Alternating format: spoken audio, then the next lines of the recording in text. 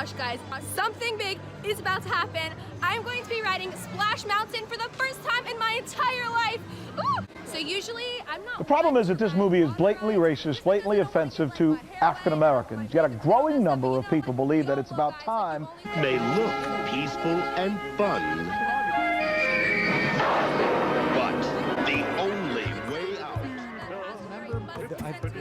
Is that the one with the briar patch? Yes. And I mean, Right. I vaguely remember it, and I think that's probably why you don't hear people complaining about it much, because I just imagine people just don't remember it that vividly. And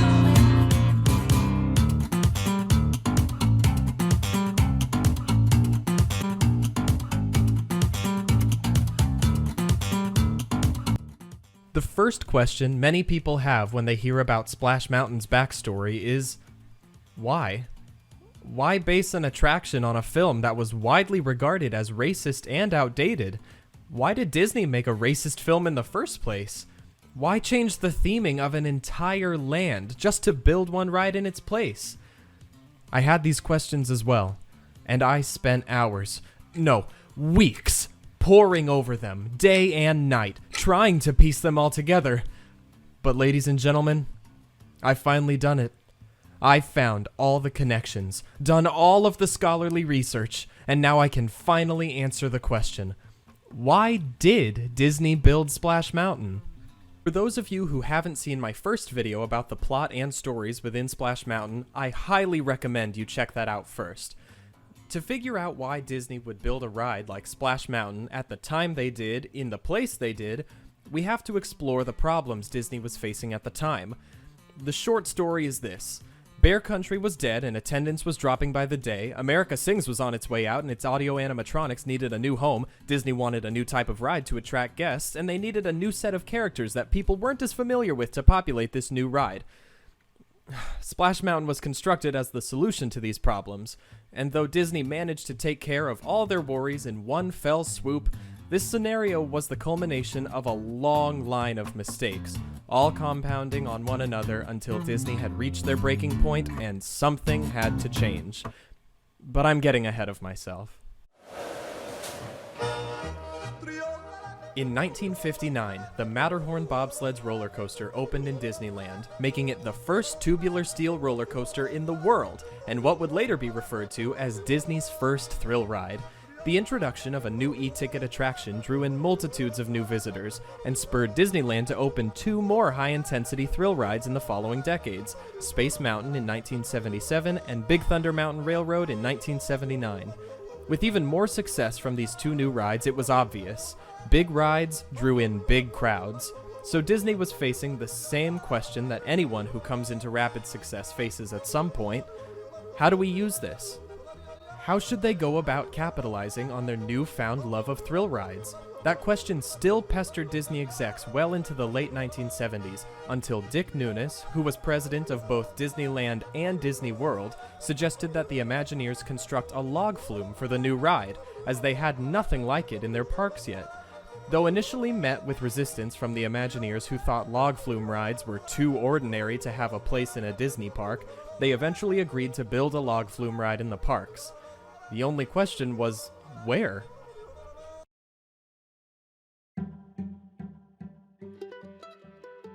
By 1981, the northwestern region of Disneyland had been occupied by Bear Country for a full decade. But to the surprise and dismay of the park's visitors, updates and changes to the land were scarce.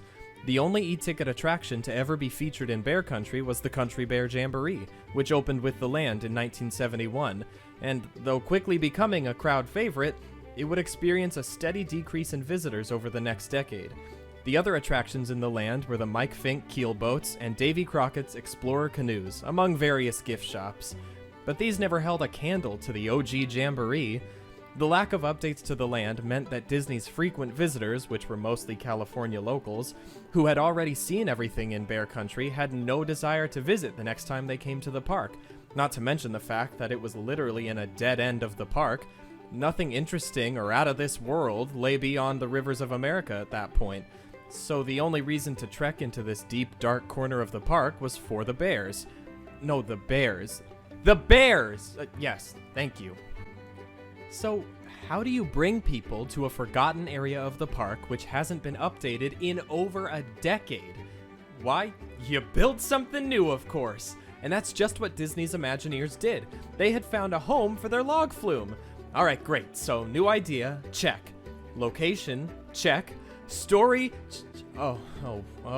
wait, okay, yeah. We're gonna need a story!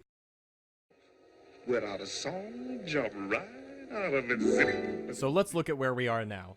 We've got a log ride that will be in an outdoorsy, woodsy, foresty themed type of area with one thing missing, a story. The one thing that makes every Disney ride memorable and incomparable.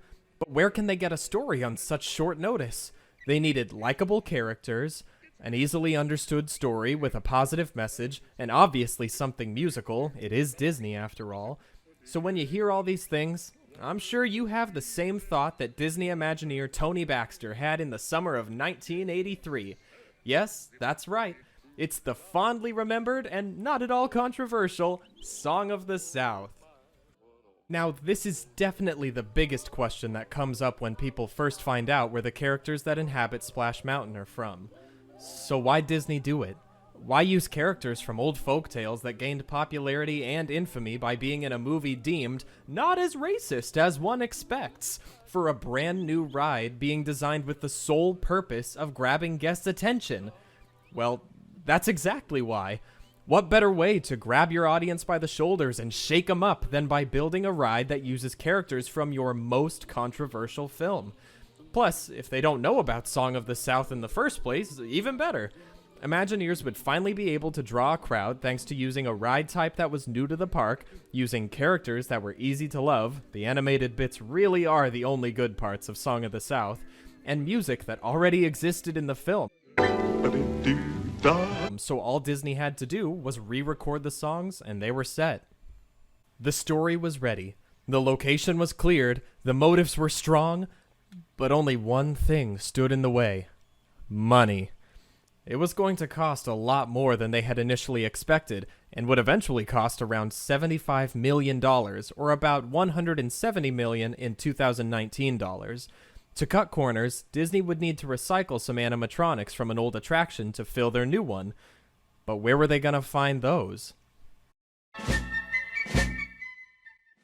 On July 2nd, 1967, the Carousel of Progress opened in Tomorrowland at Disneyland after its initial premiere in the 1964 New York World's Fair.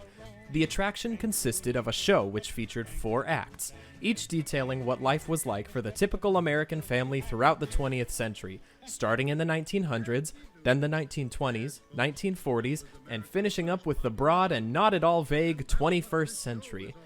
These 4 sections, in addition to the loading and unloading areas, were arranged in a circle split into 6 sections. Around this center stage circle was another ring, also split into 6 sections, which held the audience. The ride operated by rotating the outer audience ring around the center stage ring, taking the audience to a new scene with each rotation. The ride was a hit at first, but after a few years passed, its novelty faded, and the ride saw a decrease in attendance. The ride's sponsor, GE, wanted Disney to move the ride to their new Magic Kingdom Park in Orlando, Florida, so a new crowd could experience the ride. On September 9th, 1973, Disneyland's Carousel of Progress closed its doors for good. As America's bicentennial approached, Disney execs saw a golden opportunity to capitalize on the newly abandoned space in Tomorrowland. They would use the Carousel Theater space and create a new attraction that would entertain guests with singing animatronics and the kind of comedy that only the 1970s could create. Shot that hole in my sombrero.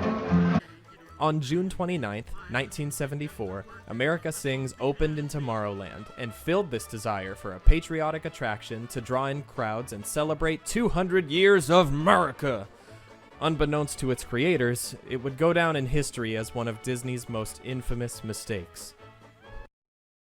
Before we proceed, a short warning. The next section contains material that may not be suitable for all ages. To skip this section, please go to the timestamp shown on screen now. Thank you. On July 8th, 1974, around 10:30 p.m., 18-year-old Disney cast member Deborah Gale Stone was working as an attendant in a Theater for America Sings that had just unloaded its last audience for the day. As her empty theater began to rotate, somehow she became caught between the stationary center stage wall and the rotating audience wall and was crushed to death.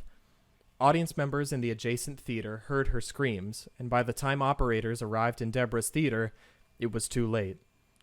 Some theories as to how she got caught between the walls include leaning back to talk to another operator in an adjacent theater or jumping from one stage to the next, but one thing's for sure, the design of the ride was truly at fault.